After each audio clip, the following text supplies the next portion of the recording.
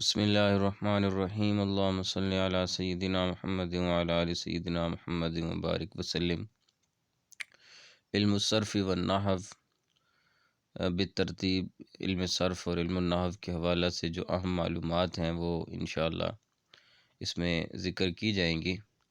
یہ آپ کے سامنے جو میرے پاس فائل موجود ہے یہ اختبارات اللغہ العربیہ کی ہے اور اس کا صفحہ نمبر 13 ہے، اور دوسرا پورشن ہم پڑھ رہے ہیں یعنی الحصہ الثانیہ، اور علم الصرف والنحو ہے، یہاں سے ہم اس کو شروع کر رہے ہیں۔ جو لوگ ہماری اس ویڈیو کو دیکھ رہے ہیں ان کی خدمت میں گزارش ہے کہ آپ اس وقت ڈاکٹر عبدالرحمن الحسنی یوٹیوب چینل پہ موجود ہیں، اور میں خود بذات خود محمد عبدالرحمن الحسنی آپ سے مخاطب ہوں، اور آپ میرا یوٹیوب چینل ہی دیکھ رہے ہیں۔ اگر آپ کے پاس یہ کتاب PDF کی شکل میں موجود نہیں ہے تو آپ یہ کتاب PDF میں جو ہے وہ حاصل کر سکتے ہیں۔ اس کے لیے آپ اپنے واٹس ایپ نمبر سے، جو لنک ڈسکرپشن میں دیا گیا ہے وہاں پہ نمبر موجود ہے، وہاں سے آپ میسج کر کے بھی اسے حاصل کر سکتے ہیں۔ تنقسم الکلمہ، آپ کو پتہ ہے کہ کلمہ کی 3 قسمیں ہوتی ہیں، اسم، فعل اور حرف۔ پھر اسی طریقے سے للکلمۃ اقسام، اس میں اسم اور فعل ہوتا ہے، اور آگے انہوں نے بتایا کہ حرف ہوتا ہے۔ اور پھر اسم کی تعریف کر رہے ہیں کہ وہ ایسا کلمہ ہوتا ہے کہ التی دلت علی ذات او معنی، جو کسی جو ہے وہ ذات اور معنی پر دلالت کرتا ہے اور اس میں زمانہ نہیں پایا جاتا، یعنی ولم تدل علی زمن، اسم کہتے ہیں اس کو۔ آگے اسم کی مثالیں دی ہیں، جیسے الحائط ہے، خالد ہے، الصدق ہے، یہ سب اسم کی مثالیں ہیں۔ اور فعل کی تعریف کر رہے ہیں کہ فعل وہ کلمہ ہوتا ہے کہ التی دلت علی معنی و زمن، کہ جس میں معنی بھی ہوتا ہے اور زمانہ بھی ہوتا ہے، وہ فعل ہوتا ہے۔ اور کل کلمۃ لا تدل علی معنی کامل او مع غیرہا، کہ جو کسی خاص معنی پر، معنی کامل پہ دلالت نہیں کرتا مگر اس کو دلالت کرنے کے لیے ضرورت پڑتی ہے کسی مزید آگے کسی لفظ کی ضرورت پڑتی ہے، تو اس کو ہم کیا بولتے ہیں؟ اس کو ہم حرف کہتے ہیں۔ اچھا جی، اس کے بعد ہے کہ ینقسم الاسم باعتبار التذکیر والتانیث، تذکیر اور تانیث کے اعتبار سے اسم 2 قسموں کا ہوتا ہے جی۔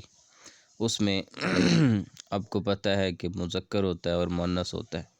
پھر آگے جو مؤنث ہے چونکہ اس میں اقسام ہیں، تطبیق القواعد العربیہ میں تفصیلات بتائی بھی گئی ہیں کہ جو مؤنث ہے، اس میں مؤنث، اس کی کئی قسمیں ہیں، جس میں مؤنث لفظی ہوتا ہے، معنوی ہوتا ہے، اور مجازی مؤنث بھی ہوتا ہے جس کو ہم مؤنث سماعی کہہ دیتے ہیں، یا قیاسی وغیرہ وغیرہ۔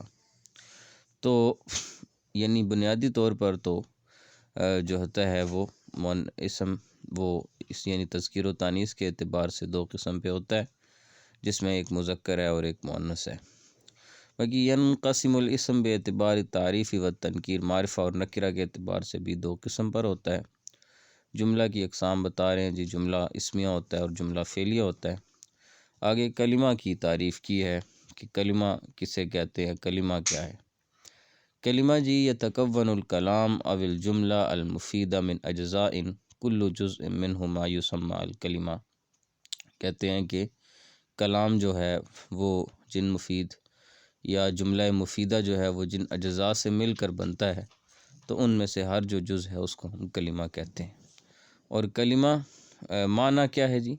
معنی وہ کلمہ ہے کہ ہیا اللفظ المفرد الدال علی معنی، کلمہ بذات خود وہ ایک ایسا لفظ مفرد ہے جو کسی خاص معنی پر دلالت بھی کرتا ہے۔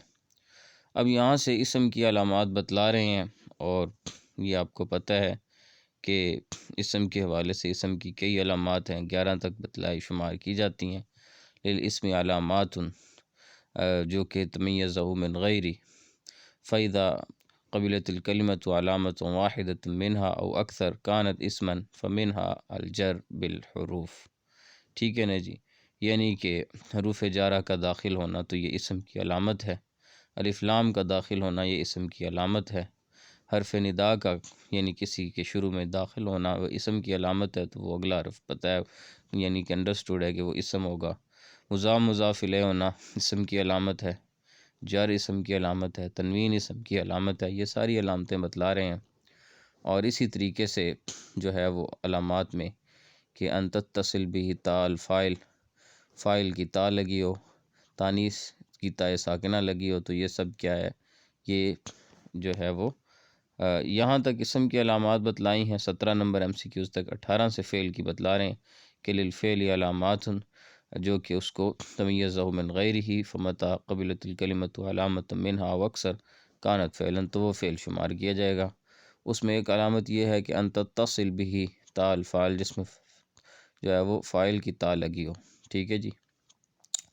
اور جیسے کہ ماضی اور مضارع کے صیغوں کے اندر جو ہے وہ فاعل تا کلمہ کوئی فاعل قرار دیا جاتا ہے، فاعل کے قائم مقام۔ اور اسی طرح تانیث کی تا لگی ہو تو یہ بھی فعل کی علامت ہے، جیسے ضربت وغیرہ، تو یہ دونوں فعل کی علامت ہیں۔ اسی طریقے سے یا مخاطبہ لگی ہو، نسبت کی یا لگی ہو تو یہ فعل کی علامت ہے، ٹھیک ہے جی۔ اور اسی طریقے سے نون تاکید جو ہے یہ بھی فعل کی علامت ہے۔ باقی اوپر ہم نے پڑھی تھی یہ بات کہ اسم جو ہے وہ نوع کے اعتبار سے مذکر مؤنث ہوتا ہے۔ اب یہاں پہ اختر مما یلی مثالا للاسم، اسم کی جو یہاں پر جو مثالیں دی گئی ہیں نا، یہ جو اوپر اسم اور فعل کی علامات بتلائی گئی ہیں، یہ ان علامات کے اعتبار سے یہاں پہ مثالیں بھی دی گئی ہیں۔ وقیل یا ارض ابلعی ماءک و یا سماء اقلی، تو یہ اسم کی مثال ہوگی، کیونکہ عرض کے شروع میں یا ہے، اور ہم نے پڑھا تھا کہ یا حرف ندا اگر کسی لفظ کے شروع میں آ جائے تو یہ اسم کی علامت ہے۔ اسی طرح ید اللہ ہم نے پڑھا تھا کہ مضاف الیہ اسم کی علامت ہے۔